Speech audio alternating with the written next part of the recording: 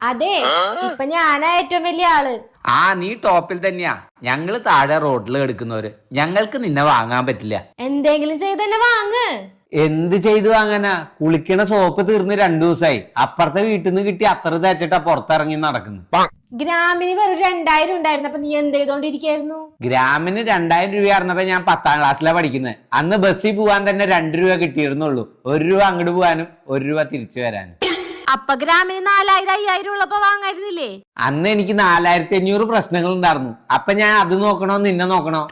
ശരി, അന്ന് എന്റെ സഹോദരിനെ വാങ്ങിക്കോ. അതേതാ നിന്റെ സഹോദരി?